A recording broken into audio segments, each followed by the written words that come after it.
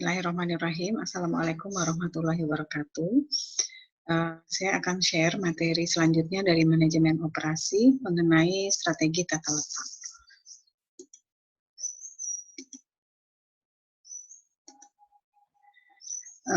Dalam materi strategi tata letak ini, materinya dibagi menjadi beberapa bagian, yaitu mengenai yang pertama mengenai perbedaan antara industri dengan pabrik. Biasanya orang menganggap industri itu identik sama dengan pabrik. Jadi kalau kita menyebut merancang tata letak pabrik, tentu kalau disamakan menjadi sama dengan tata letak industri. Padahal industri dengan pabrik itu berbeda. Tentunya industri lebih luas, sedangkan pabrik itu adalah tempatnya. Jadi istilah pabrik ini sering diartikan sama, meskipun industri sebenarnya pengertiannya lebih luas. Pabrik sendiri merupakan tempat untuk melakukan kegiatan proses produksi barang atau jasa dengan menggabungkan faktor-faktor produksi. Nah, mengenai materi perancangan tata letak fasilitas pabrik ini sebetulnya cakupan materinya sangat luas. Tapi di dalam kuliah manajemen operasi ini saya akan menyampaikan hal-hal yang paling penting saja yang perlu diketahui mengenai perancangan tata letak pabrik. Nah, ini adalah hierarki kalau kita mempelajari perancangan fasilitas pabrik itu terkait dengan yang pertama, aktivitas perancangan fasilitas itu terkait juga masalah lokasi fasilitasnya itu di mana. Nah, ini nanti kita akan bahas ini di bagian akhir, termasuk bagaimana menentukan lokasi fasilitas ini dengan metode perhitungan yang kualitatif maupun yang kuantitatif. Kemudian, yang kedua, perencanaan fasilitas ini terkait juga dengan aktivitas merancang fasilitasnya. Nah, yang pertama adalah perancangan struktur bangunan. Tapi ini bukan bagian kita, karena yang membahas mengenai struktural design lebih lebih detail itu teknik sipil tentunya ya ilmunya. Nah, kita itu sebetulnya ada di perancangan tata letak fasilitas produksinya dan perancangan sistem material handling. Nanti lebih spesifik lagi, saya hanya akan menjelaskan mengenai perancangan tata letak fasilitas produksinya tanpa aktivitas material handling. Mengenai materi-materi secara teori, supaya nggak bosan, nanti saya minta Bapak Ibu untuk membacanya dulu seksama, teori-teori dasar mengenai ini ya. Jadi nanti tolong dipelajari apa perbedaan antara facilities location, facilities design, dan structural design yang ada di hierarki tadi. Kemudian bedanya juga facility layout dengan material handling system design. Jadi kalau saya berikan gambaran sedikit, kalau facility layout itu ya terkait dengan merancang fasilitas produksi maupun non-produksi, termasuk fasilitas kantor. Jadi bagaimana kita membuat layout-nya atau me-re-layout, jadi memperbaiki layout yang sudah ada. Kemudian kalau material handling system design ini aktivitas yang terkait dengan aktivitas memindahkan. Jadi penanganan material memindahkan dari satu lokasi ke lokasi yang lainnya. Nah, tujuan dari merancang tata letak pabrik itu adalah untuk meminimasi biaya-biaya konstruksi dan instalasi, biaya pemindahan bahan, biaya produksi, biaya pemeliharaan, keselamatan kerja, serta biaya penyimpanan. Nah, bagaimana perancangan tata letak fasilitas pabrik ini bisa meminimasi biaya-biaya yang saya sebutkan tadi. Karena di dalam aktivitas perancangan tata letak pabrik yang kita lakukan adalah mengatur supaya departemen-departemen yang proses produksinya itu berurutan itu didekatkan, sehingga aktivitas pemindahan material dari satu departemen ke departemen yang lainnya itu menjadi minimum. Karena aktivitas material handling ini adalah aktivitas yang termasuk ke dalam kegiatan non-value added, tetapi jumlahnya atau persentase penggunaan waktunya cukup besar di pabrik, sehingga cara penanganannya salah satunya adalah dengan mendekatkan departemen-departemen yang harusnya dekat itu menjadi dekat gitu ya, dengan menggunakan prinsip perancangan tata letak pabrik. Nah, kapan relayout itu diperlukan? Relayout itu diperlukan kalau misalnya ada perubahan rancangan produk. Perubahan rancangan produk akan berdampak pada perancangan prosesnya juga berubah, sehingga ini akan berpengaruh terhadap layout-nya, sehingga perlu dilakukan perubahan. Atau perusahaan juga melakukan pengurangan kapasitas produksi atau perluasan departemennya. Ini juga menyebabkan perusahaan harus melakukan relayout. Kemudian dilakukan pemindahan departemen atau menambah departemen baru. Atau ada kebijakan untuk menurunkan biaya sehingga layout pabrik ini atau relayout ini diperlukan. Jadi dalam aktivitas perancangan tata letak pabrik ini bisa dilakukan untuk membuat layout yang baru sama sekali belum ada, atau melakukan perbaikan terhadap layout yang ada karena alasan-alasan yang tadi saya sebutkan. Nah, untuk mengidentifikasi apakah satu pabrik itu membutuhkan perbaikan layout atau tidak, salah satunya adalah dengan melihat indikasi ini. Jadi misalnya bangunan sudah tidak sesuai dengan kebutuhan, terus sudah ada perubahan produk atau proses, keterlambatan atau pemborosan waktu yang tidak jelas, dan yang lainnya, sehingga indikator-indikator ini kalau dievaluasi menunjukkan bahwa pabrik ini ternyata membutuhkan perbaikan dalam hal tata letaknya. Di dalam merancang tata letak pabrik itu ada beberapa prinsip dasar yang harus dipenuhi. Yang pertama adalah prinsip integrasi secara total. Jadi di dalam sistem produksi, yang namanya sistem itu kan kumpulan elemen-elemen. Jadi kalau sistem produksi yaitu kumpulan elemen-elemen yang terkait dengan produksi, yaitu manusianya, mesinnya, bahan bakunya, kemudian aliran informasi, aliran uang, energi, dan sebagainya yang terkait dengan aktivitas yang ada di produksi. Nah, ketika kita merancang tata letak pabrik, maka seluruh elemen produksi itu harus kita lihat menjadi satu unit operasi yang besar. Yang kedua, itu prinsip jarak perpindahan material yang paling minimum. Nah, ini adalah sebetulnya prinsip yang prinsip yang sering dijadikan indikator atau key performance keberhasilan dari perancangan tata letak pabrik, yaitu jarak perpindahan. Karena yang diinginkan output utama dari tata letak adalah jarak perpindahan, karena kalau jarak perpindahan materialnya sudah minimum, itu akan berdampak kepada waktu proses secara keseluruhan. Kalau waktu prosesnya bisa kita turunkan, maka kapasitas produksinya itu akan meningkat dari pengurangan waktu perpindahan. Yang ketiga adalah prinsip aliran dari suatu proses kerja. Jadi aliran suatu proses kerja di dalam perancangan tata letak pabrik itu dimungkinkan harus bergerak terus tanpa interupsi. Jadi di dalam perancangan tata letak pabrik yang harus dihindari adalah gerakan bolak-balik gitu ya. Jadi sudah maju kemudian mundur lagi ke departemen yang lainnya, itu adalah hal yang harus diminimasi dalam perancangan tata letak pabrik. Jadi diusahakan ya tanpa interupsi gitu ya. Jadi harus dihindari backtracking, cross movement atau congestion. Yang keempat adalah prinsip pemanfaatan ruang. Jadi di dalam tata letak pabrik penekanannya juga pada pengaturan ruang yang dipakai oleh manusia, bahan baku, mesin, dan peralatan penunjang produksi. Yang kelima adalah prinsip fleksibilitas. Jadi hasil rancangan layout yang kita buat ini harusnya memungkinkan untuk dilakukan perbaikan pada masa yang akan datang, pada masa mendatang, jangka pendek maupun jangka panjang. Yang keenam adalah prinsip kepuasan dan keselamatan kerja. Jadi itu adalah 6 prinsip utama yang harus diperhatikan ketika kita merancang atau merancang tata letak pabrik. Apa masih ada yang lain?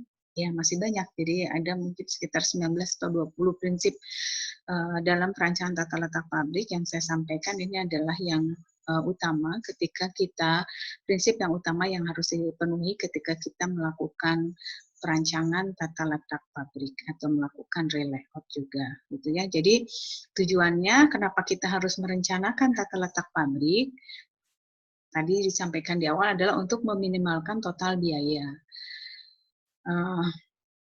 Total biaya mengenai konstruksi, material handling, maintenance, safety, storage, itu yang terkait mengenai biaya-biaya. Kemudian menaikkan output produksi. Dari mana tata letak pabrik bisa menaikkan output produksi? Ya dari turunnya total waktu proses. Total waktu proses itu menurun karena waktu perpindahannya yang menurun. Waktu perpindahan menurun karena departemennya diatur supaya berdekatan, gitu ya. Yang memang harus dekat dibuat dekat, gitu ya, sesuai dengan urutan proses operasinya. Mengurangi waktu tunggu, ya karena tadi departemennya diatur sedemikian rupa sesuai dengan pendekatan yang digunakan sehingga waktu tunggunya akan berkurang. Mengurangi proses material handling juga penghematan penggunaan area. Tadi salah satu prinsip di dalam perancangan tata letak pabrik adalah prinsip penggunaan area ya, optimalisasi dari penggunaan ruangan. Nah, hal yang penting yang perlu diketahui dalam tata letak adalah kita harus tahu tipe dari tata letak itu seperti apa. Tata letak pabrik secara umum dibagi menjadi ada 4 kategori. Yang pertama adalah product layout. Product layout ini yaitu menyusun mesin-mesin sesuai dengan urutan prosesnya pada masing-masing produk. Jadi masing-masing produk punya lini produksinya sendiri. Ini dilakukan kalau jumlah produksinya sedikit tapi volume produk yang dihasilkan tinggi. Yang kedua, proses layout. Nah, kalau proses layout, kebalikannya dari produk layout. Proses layout itu mesin-mesinnya dikelompokkan, yang sejenis itu dikelompokkan. Jadi mesin-mesin nanti disusun sesuai dengan jenis mesinnya. Ini digunakan untuk variasi produknya tinggi, tapi volumenya rendah. Ini untuk yang proses layout. Kalau fixed layout, kalau variasinya rendah, juga volumenya rendah. Fixed layout itu misalnya yang paling mudah contohnya adalah industri pesawat terbang. Jadi tidak lokasinya itu produknya fix gitu ya. Yang kedua adalah jadi produknya itu tidak berpindah mengikuti urutan mesinnya gitu ya, tapi disesuaikan gitu ya, fix pada lokasi tertentu untuk penempatan produknya karena ukurannya cukup besar, sangat besar. Kemudian yang keempat adalah grup teknologi layout. Nah, yang grup teknologi ini pengelompokan juga, tapi pengelompokannya adalah sesuai dengan grup teknologinya. Jadi nanti mesin-mesin akan dikelompokkan sesuai dengan kebutuhan teknologi dari part-part yang akan dibuat. Nah, ini contoh untuk tipe tata letak berdasarkan proses. Jadi mesin-mesinnya itu akan terkelompok sesuai dengan jenisnya. Ini tipe tata letak berdasarkan proses.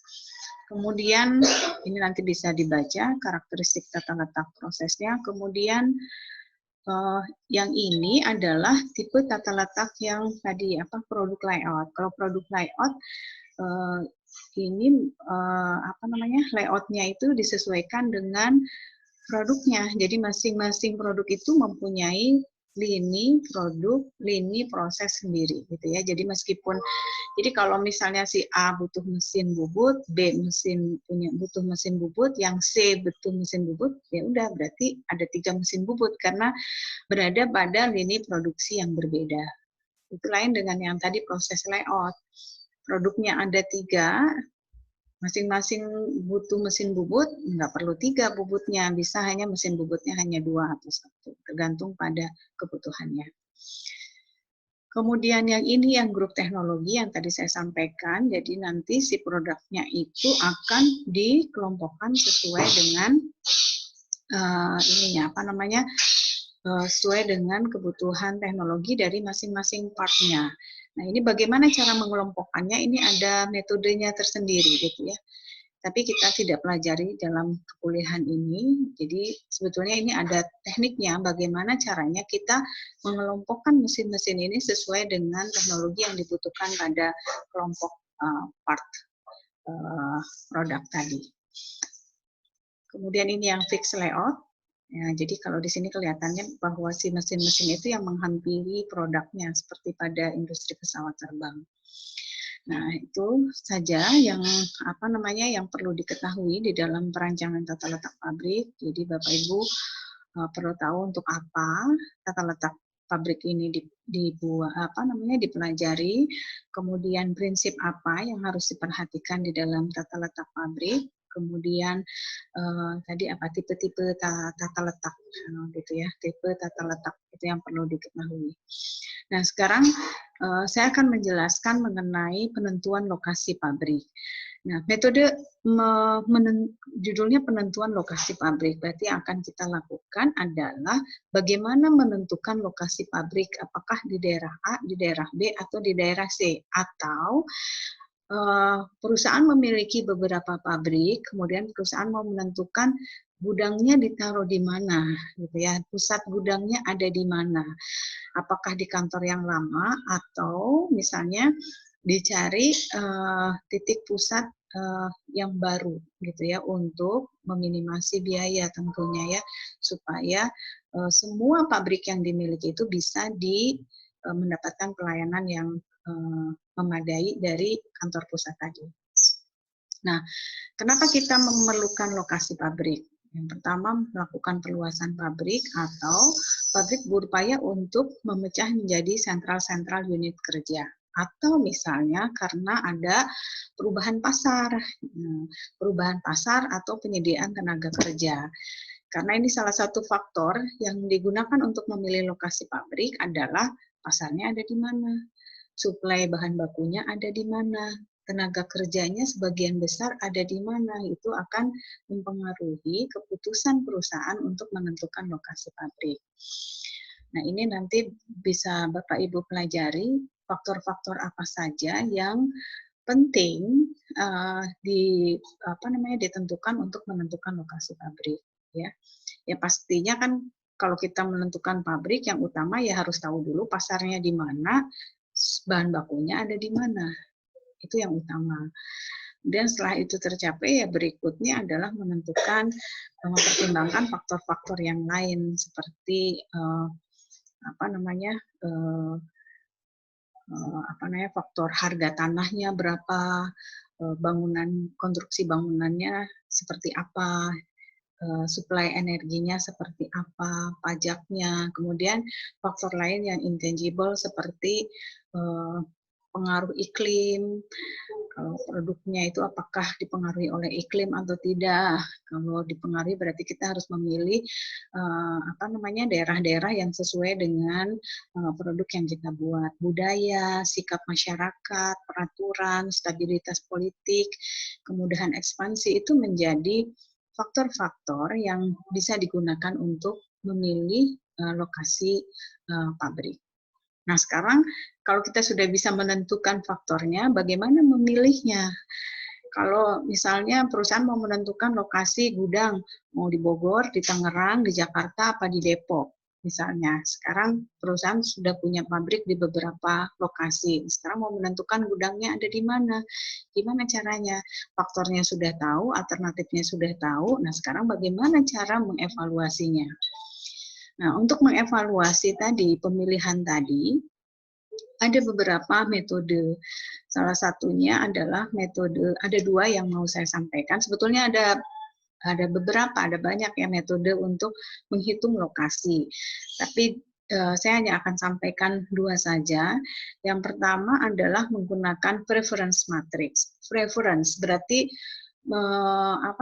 dilakukan berdasarkan preferensi. Preferensinya siapa? Preferensi orang yang menilai. Yang namanya preferensi berarti penggunaan metode ini menggunakan penilaian yang subjektif. Yang subjektif itu seperti baik, kurang baik, mahal, murah, banyak, sedikit, gitu ya. Itu biasa kita ukuran yang biasa kita gunakan untuk melakukan pemilihan secara kualitatif. Nah, langkah-langkahnya untuk menggunakan preference matrix ini adalah yang pertama kita mengidentifikasi faktor-faktor yang relevan dan memiliki signifikan yang berkait dengan proses pemilihan pabrik. Jadi cari dulu kriterianya apa saja yang kira-kira sesuai di dalam pemilihan lokasi pabrik ini. Tadi saya sudah sampaikan beberapa faktor, tapi tidak semua faktor itu diperlukan. Jadi ya disesuaikan dengan kebutuhan yang dengan pemilihan yang akan kita lakukan. Setelah faktor-faktor yang ditentukan, baru berikutnya adalah memberikan bobot untuk masing-masing faktor. Sudah dapat bobotnya, berikutnya adalah memberikan skor. Skornya, range nilainya 0 sampai 10 dari masing-masing alternatif lokasi. Kemudian selanjutnya adalah mengalihkan bobot tadi dengan skor yang sudah diberikan oleh narasumber. Berikutnya adalah lihat totalnya berapa. Yang paling besar, alternatif yang memberikan skor nilai yang terbesar itu yang dipilih. Misalnya, diketahui faktor yang relevan adalah harga tanah, lokasi pasar, lokasi bahan baku, fasilitas umum, dan persediaan tenaga kerja. Itu faktornya. Langkah kedua tadi kasih bobot. Nah, misalnya dikasih bobot harga tanah 30%, lokasi pasar 30%, lokasi sumber bahan baku 20%, fasilitas umum 10%, persediaan tenaga kerja 10%. Berikutnya adalah memberikan skor. Jadi kalau ini faktor, yang berikutnya ini yang di atas adalah alternatif pemilihan lokasinya, dikasih skor. Tadi kan skornya dikasih nilai 0 sampai dengan 10. Misalnya ini adalah hasil skornya. Berikutnya adalah tadi setelah ada skor, ada bobot, kemudian kalikan skor tadi dengan bobotnya. Ini kan tadi bobotnya masing-masing faktor. Yang ini adalah preferensi nilai dari masing-masing, ini adalah preferensi nilai dari narasumber. Nah, 2,1 dari mana? 0,3 dikali 7. 1,6 dari mana? 0,2 dikali 8. Jadi skor-skor ini dikalikan dengan bobotnya. Nanti dijumlahkan. Setelah hasil perkalian ini, nanti masing-masing alternatif ini dijumlahkan. Karena ini positif, semakin besar, skalanya semakin baik, maka akan dipilihlah yang paling besar, itu yang akan dipilih, alternatif yang akan dipilih. Oke. Jadi itu kalau metodenya preference matrix. Jadi preference matrix ya mudah ya, relatif mudah, hanya mengidentifikasi faktor, dikasih bobot, kemudian dikasih penilaian, kemudian dikalikan bobot, dikalikan dengan skor, kemudian dijumlahkan, pilih yang terbesar. Kira-kira begitu ya untuk metode perhitungan preference matrix. Nanti coba dilihat lagi ya tabel ini. Kemudian metode yang kedua adalah kuantitatif. Kalau kuantitatif berarti kita akan menghitung secara kuantitatif, secara matematik. Jadi yang kita butuhkan adalah dalam pemasaran lokasi ini adalah titik koordinatnya. Jadi kalau misalnya ada diidentifikasi oleh perusahaan, ada wilayah pemasaran, ada 3 titik, lokasi A, B, C. Ini lokasi pasarnya. A koordinatnya 12,1, B 8,5, C 2,6. Masing-masing punya kebutuhan yang beda-beda. A butuhnya 100 ton, B butuhnya 200 ton, yang C butuhnya 100 ton. Nah, sekarang pertanyaannya, kalau kita perusahaan ini mengidentifikasi ada 3 lokasi pemasaran, berikutnya adalah di mana pabriknya harus dibangun. Nah, caranya adalah yang dengan metode pusat gravitasi ini adalah dengan cara ini kan ini titik pemasaran yang diketahui. Ini adalah load-nya, kebutuhannya. Kebutuhan yang kira-kira prediksi permintaan produk yang dari pabrik, kalau pabriknya mau dibuat gitu ya. Ini adalah kebutuhannya sekian. Kemudian ini adalah koordinat sumbu X dan sumbu Y yang diketahui tadi di titik koordinatnya. Ya apa ini? Selanjutnya adalah si X-nya ini dikalikan dengan kebutuhan. 12 dikali 100, 1.200. 8 dikali 200, 1.600. 2 dikali 100, 200. Kemudian yang Y ini juga 100 dikali-kalikan juga. 100 dikali 1 hasilnya 100. 200 dikali 5, 1.000. 100 dikali 6, 600. Kemudian masing-masing ditotalkan. Yang X-nya ini 3.000, yang Y-nya 1.700. Nah, kemudian dicari koordinat X-nya. Berarti yang 3.000 ini, sigma dari X dikalikan dengan K dibagi dengan sigma K-nya. 3.000 dibagi dengan 400, hasilnya 7,5. 1.700 dibagi dengan 400, hasilnya 4,25. Jadi, dari hasil perhitungan ini, kita bisa melihat bahwa si lokasi pabrik yang dipilih adalah pada titik koordinat 7,5 dan 4,25. Oke, nanti coba dipahami pelan-pelan mengenai metode perhitungan ini. Nah, untuk latihan, coba ini ada area A, B, C, D, E. Misalnya ini perusahaan ada A, B, C, D, mempunyai cabang-cabang A, B, C, D. Kemudian ini adalah load-nya, ini koordinat X dan Y-nya. Kemudian pertanyaannya adalah tentukan titik pusat kantor barunya. Coba dengan cara yang tadi.